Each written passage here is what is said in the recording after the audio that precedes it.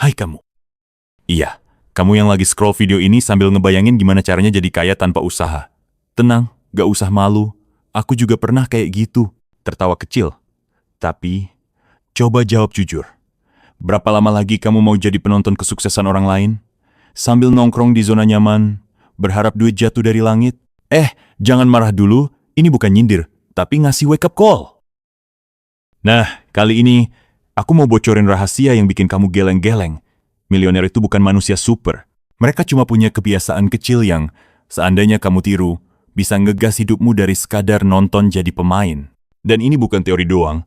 Kebiasaan ini udah dibuktikan sama orang-orang kayak Elon Musk sampai Warren Buffett. Contoh nih, kamu masih ngira kerja 24/7 bikin sukses? Salah. Justru orang tajir malah fokus ngatur energi, bukan waktu. Atau kamu malas baca buku karena lebih suka binge watch series? Warren Buffett aja, di usia 90 masih habisin 5 jam sehari buat baca. Kalau dia bisa, kenapa kamu enggak? Tapi jangan khawatir, aku nggak bakal kasih tips ribet kayak investasi saham atau jual ginjal. Semua yang aku bahas di sini bisa kamu mulai besok pagi. Dari cara ngobrol sama orang asing sampai refleksi diri 5 menit sebelum tidur. Gampang banget, tapi efeknya bisa ngubah hidupmu 180 derajat. Jadi, kalau kamu masih ngotot buat stay di zona nyaman sambil ngedumel hidup ini nggak adil, ya silakan. Tapi jangan heran kalau 5 tahun lagi kamu masih nonton video kayak gini dari kamar kos yang sama. Tapi kalau kamu mau ambil kendali dan jadi versi terbaik dirimu, play terus video ini. Deal? Kebiasaan pertama ini mungkin yang paling nyesek buat kamu yang udah nyaman banget sama rutinitas. Keluar dari zona nyaman. Ya, aku tahu bangun pagi, kerja, pulang, nonton Netflix, tidur, hidup terasa aman. Tapi coba tanya diri sendiri, apa bedanya aku sama robot? Kalau hari-harimu cuma diulang-ulang kayak lagu rusak, kapan kamu mau naik level? Nah, ini bukan teori motivasi ala kadarnya. Elon Musk aja, bos SpaceX dan Tesla, dulu cuma anak programmer di PayPal. Tapi dia berani nyemplung ke industri roket, sesuatu yang bahkan gak ada hubungannya dengan latar belakangnya. Hasilnya, sekarang dia bikin mobil listrik ke Mars. Kalau Elon bisa, kenapa kamu nggak? Masalahnya, kita sering mikir, aku nggak bisa karena belum ahli. Padahal, zona nyaman itu bukan tempat belajar. Itu kuburan ambisi. Mau bukti? Coba ingat waktu pertama kali kamu belajar naik sepeda. Jatuh? Iya. Malu? Pasti. Tapi sekarang, kamu bisa santai sambil hands-free. Nah, prinsipnya sama. Hal baru selalu awkward di awal, tapi itu harga yang harus kamu bayar buat jadi versi lebih baik. Solusinya simple, lakukan satu hal baru setiap minggu. Nggak perlu langsung ekstrim kayak Elon. Mulai dari yang kecil. Coba rute jalan berbeda ke kantor. Pesan makanan yang belum pernah kamu cicipin. Atau ikut kelas online gratis tentang topik random. Contoh, Steve Jobs dulu ikut kursus kaligrafi iseng-iseng. Taunya skill itu jadi dasar font ikonik di Mac. Who knows? Mungkin hal kecil yang kamu coba minggu ini bisa jadi batu loncatan ke sesuatu yang epic. Tapi ingat, keluar dari zona nyaman itu bukan tentang jadi sok sibuk. Ini tentang mindset, berani merasa nggak nyaman demi pertumbuhan. Jadi, kalau kamu masih klingi sama rutinitas yang itu-itu aja, tanya diri, apa aku mau jadi penonton hidup orang lain atau pemain di cerita sendiri? Tips praktis buat kamu. Besok pagi, lakukan satu hal berbeda sebelum jam 9 pagi. Misalnya, ngobrol dengan tetangga yang selama ini cuma kamu lihat dari jendela. Coba resep sarapan baru meski hasilnya gosong kayak arang. Atau unfollow akun media sosial yang bikin kamu merasa insecure, ganti dengan akun inspiratif. Gak ada yang salah dengan gagal, yang salah itu gak pernah mulai. Jadi, kalau kamu mau jadi orang yang hidupnya, gak cuma jadi meme same vibes, ayo gerak. Kebiasaan kedua ini mungkin bikin kamu merinding, berani ngobrol dengan orang asing. Iya, aku tahu. Kamu lebih milih scroll Instagram daripada nyapa tetangga sebelah. Tapi coba bayangin, berapa peluang yang terbuang cuma karena kamu malu ngomong hai. Padahal, Steve Jobs aja ketemu Steve Wozniak di acara random, dan mereka ciptakan Apple. Bayangin kalau waktu itu Jobs cuma nunduk main HP, ya mungkin kita masih pager.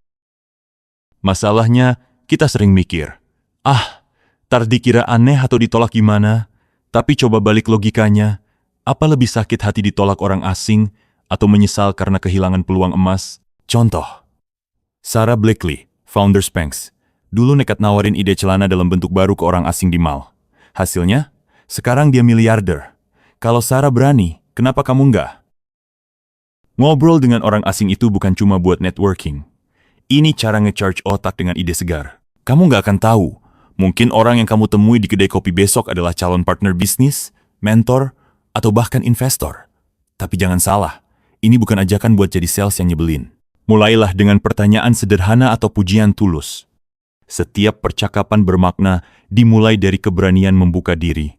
Tak perlu langsung terjun ke situasi menegangkan, mulailah dari tempat yang membuatmu nyaman. Bayangkan antrean kasir di toko kelontong saat kamu menunggu belanjaan di scan, atau obrolan santai di tengah keramaian acara komunitas. Di momen-momen sederhana seperti inilah kita bisa melatih kepekaan.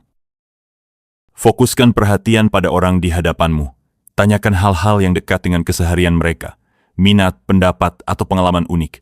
Orang seringkali bersinar ketika diberi ruang untuk bercerita.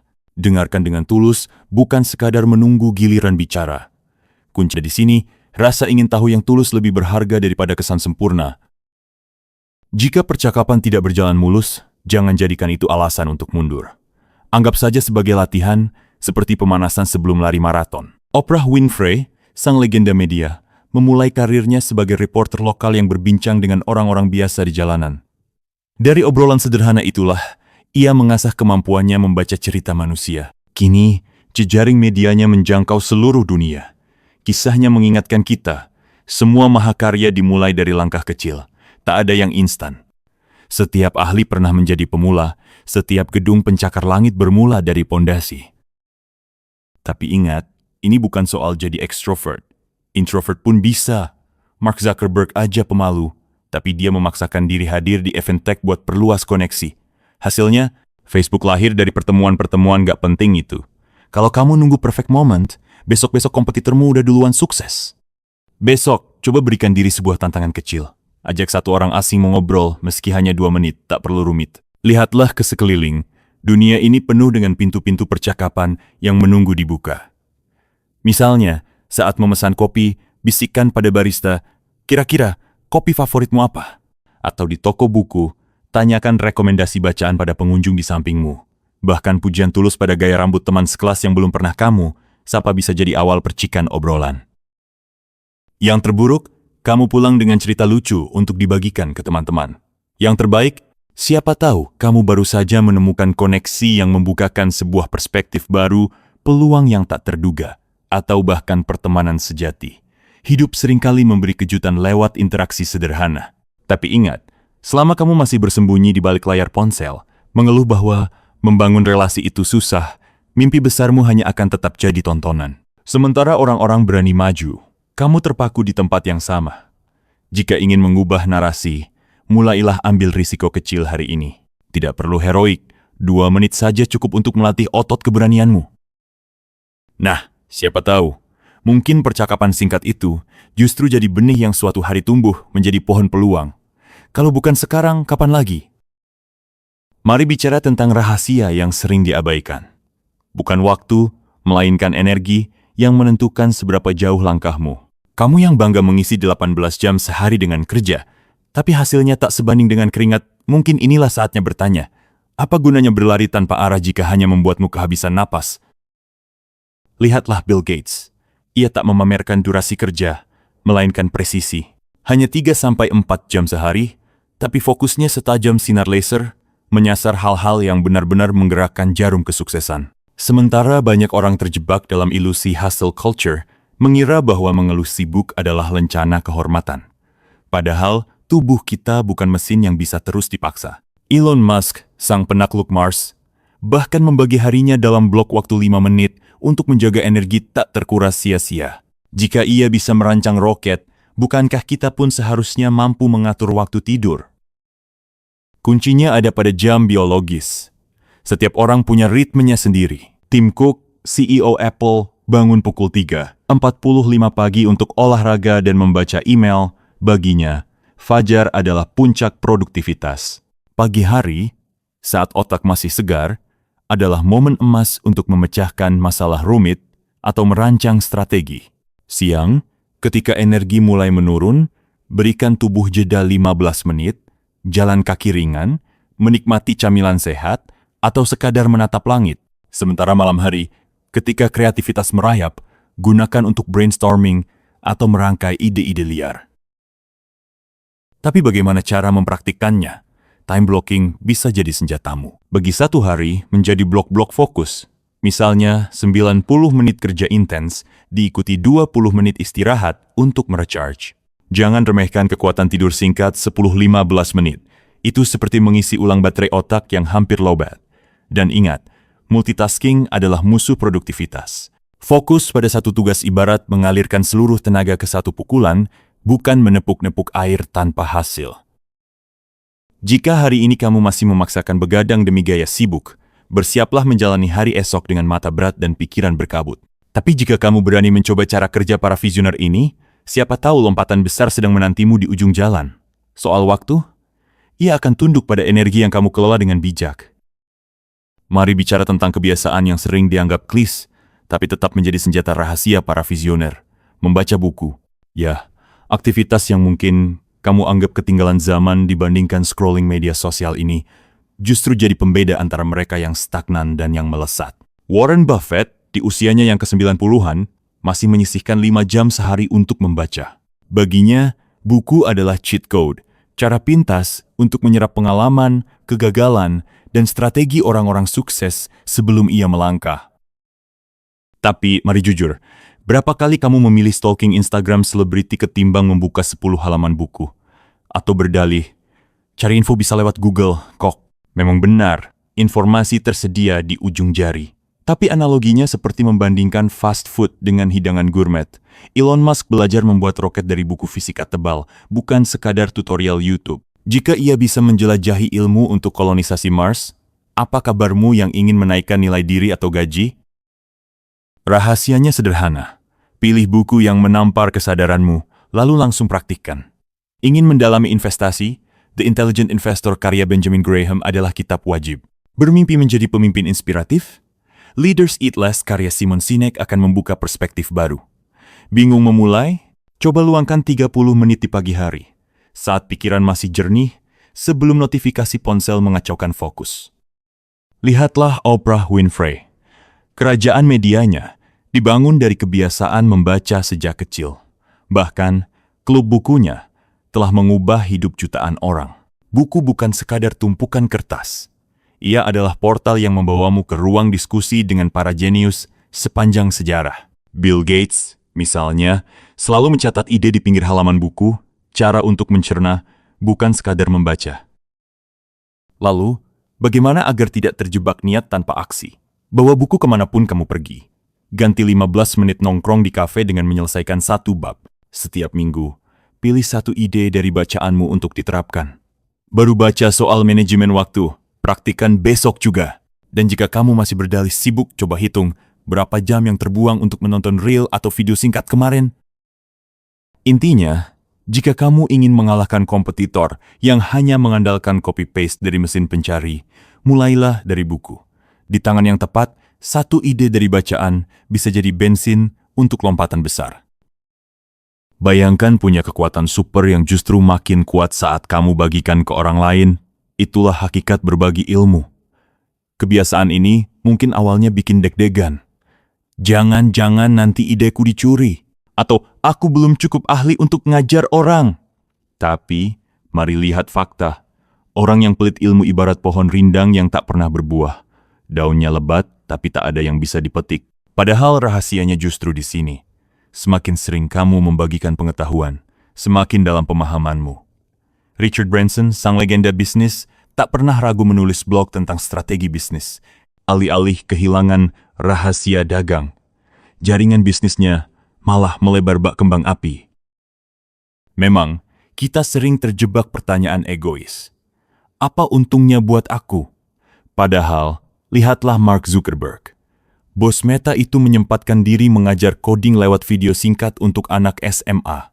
Hasilnya, bukan cuma Facebook dihormati, tapi ia juga dilihat sebagai mentor yang rendah hati. Kalau orang selevel Zuck bisa meluangkan waktu, apa alasan kita untuk menunda? Mulailah dari hal yang terasa mudah. Tawarkan tips Excel ke rekan kerja sambil bilang, Aku baru nemu cara cepat hitung data, mau aku tunjukin? Atau buat thread Twitter tentang buku yang mengubah sudut pandangmu. Bahkan, rekam video 1 menit soal trik memasak mie instan ala restoran. Siapa sangka, ilmu receh itu bisa jadi viral. Marie Kondo membuktikannya. Dari berbagi tips merapikan lemari di blog, ia menjelma jadi ikon global dengan acara Netflix dan merek ternama.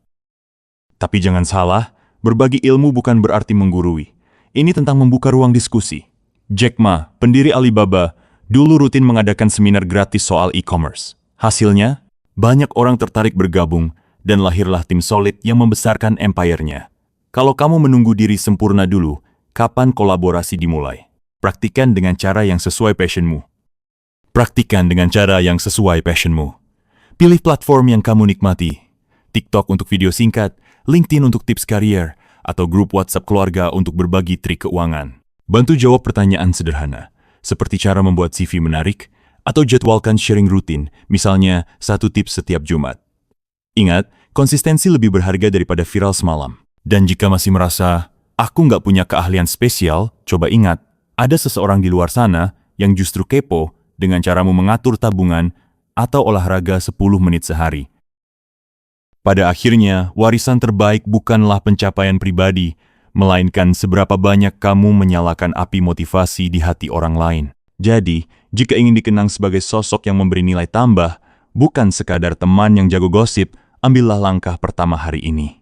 Siapa tahu, satu konten singkatmu jadi pemicu terobosan besar bagi seseorang yang sedang buntu. Di tengah dunia yang sibuk memuji orang yang paling vokal, ada satu kebiasaan diam-diam mengubah permainan, menjadi pendengar yang baik. Kebiasaan ini sering dianggap remeh, padahal inilah senjata rahasia para pemimpin sejati. Bill Gates pernah berujar, "Kesuksesan terbesar saya datang dari mendengar, bukan bicara." Tapi, mari jujur, berapa kali kamu memotong pembicaraan orang karena merasa sudah tahu jawabannya? Atau sibuk menyiapkan respons? Lihatlah Oprah Winfrey.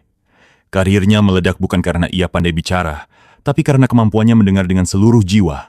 Saat mewawancarai tamu, ia tak sekadar mengajukan pertanyaan, ia menyelami cerita mereka. Hasilnya, tamu-tamunya terbuka seperti buku, dan acaranya menjadi legenda yang bahkan meraih Pulitzer. Jika mendengar bisa membawa seseorang ke puncak, mengapa kita sering mengabaikan kekuatan ini? Masalahnya, kita terjebak dalam budaya show off. Ingin terlihat pintar, berpengalaman, atau paling solutif. Padahal, rahasianya justru ada pada kesabaran. Warren Buffett, sang maestro investasi, selalu mencatat poin-poin penting saat meeting, bukan untuk pamer, tapi untuk memahami kebutuhan klien hingga ke akar. Hasilnya, portofolio investasinya bukan hanya menguntungkan, tapi juga menjadi rujukan global. Bagaimana melatih active listening? Mulailah dengan fokus 100%. Simpan ponsel, tatap mata lawan bicara, dan biarkan mereka menyelesaikan kalimat. Jangan terburu-buru menyalah. Hitunglah 3 detik setelah mereka selesai bicara sebelum merespons. Ulangi inti pembicaraan dengan pertanyaan seperti, "Jadi maksud kamu untuk memastikan pemahaman?" Angguk dan berikan senyum sebagai tanda kamu terlibat, bukan sekadar hadir secara fisik. Tapi ingat, menjadi pendengar baik bukan berarti pasif. Ini tentang mengalihkan fokus dari diri sendiri ke cerita orang lain. Tanyakan dalam hati, apa yang bisa aku pelajari dari ini? Atau, apa kebutuhan tersembunyi di balik keluhannya? Saat kamu memberi ruang bagi orang lain untuk berbicara, kamu bukan hanya membangun kepercayaan, tapi juga mengumpulkan puzzle informasi berharga yang tak bisa dibeli dengan uang. Jika hari ini kamu masih sibuk mengintip kehidupan orang lelaman story Instagram tanpa pernah benar-benar mendengarkan, jangan heran bila orang lebih memilih curhat ke rekan kerjamu. Tapi jika kamu ingin menjadi magnet solusi dan kepercayaan, mulailah dengan membuka telinga sebelum membuka mulut. Seperti kata pepatah bijak, kita punya 2 telinga dan 1 mulut, gunakanlah dengan proporsi yang sama. Kita telah tiba di penghujung perjalanan. Tetapi percayalah, ini bukan akhir, melainkan awal dari sebuah transformasi. 8 kebiasaan sederhana yang kita bahas ibarat kunci yang bisa membuka pintu menuju versi dirimu yang lebih baik. Namun, ingatlah satu hal, ilmu yang hanya tersimpan di pikiran, tanpa diwujudkan dalam tindakan, bagai harta karun yang terpendam di dasar laut. Indah untuk dibayangkan, tapi tak memberi dampak apapun. Maka, jangan biarkan semangat ini menguap begitu saja. Pilih 1 atau 2 kebiasaan yang membuatmu merasa, ini benar-benar untukku. Bagi yang lebih nyaman berada dalam kesunyian, mulailah dengan merenung di pagi hari atau menyelami halaman-halaman buku. Untukmu yang bersemangat di keramaian, cobalah menyapa orang asing atau berbagi pengetahuan lewat konten kreatif. Dan jika masih ragu, keluarlah dari zona nyaman. Kadang, jawaban justru datang ketika kita berani mengambil langkah pertama. Konsistensi adalah kunci. Elon Musk tidak membangun SpaceX dalam semalam. Ia jatuh bangun, merakit roket sambil belajar dari setiap kegagalan. Begitu pula denganmu, progres bukan soal kecepatan, tapi ketekunan. Besok pagi, sebelum jari-jarimu refleks membuka media sosial atau membalas pesan, lakukan hal ini. Tulis 1 kebiasaan yang ingin kamu tanamkan di catatan ponselmu. Jadikan itu pengingat sederhana bahwa perubahan besar dimulai dari komitmen kecil.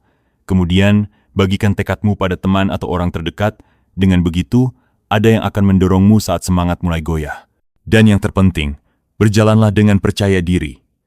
Tak ada yang akan menghakimi jika engkau tersandung. Justru, mereka akan menghormati keberanianmu untuk memulai. Jika kisah dalam video ini menyentuh hatimu, tekan tombol like sebagai tanda bahwa kamu siap bergerak. Semangatmu bisa menjadi lentera bagi penonton lain yang sedang mencari motivasi. Subscribe agar tidak ketinggalan petualangan berikutnya, karena perjalanan ini belum selesai. Dan jangan lupa, tulis di kolom komentar, kebiasaan mana yang paling menantang bagimu. Bagikan juga video ini pada temanmu yang masih terlena dalam zona nyaman. Siapa tahu, dialah orang berikutnya yang akan bangkit karena doronganmu. Ingat, milioner bukanlah mereka yang tak pernah gagal, melainkan orang yang terus bangkit setiap kali terjatuh. Mungkin besok kau akan menghadapi kegagalan, atau bahkan rasa kecewa. Tapi selama engkau masih mau mencoba, percayalah, kisahmu sedang ditulis untuk menginspirasi banyak orang di kemudian hari. Sampai jumpa di episode berikutnya. Dan selalu ingat, hidup adalah rangkaian pilihan. Pilihlah jalan yang membuatmu bangga ketika suatu hari nanti menengok ke belakang. Mari bertumbuh bersama, selangkah demi selangkah.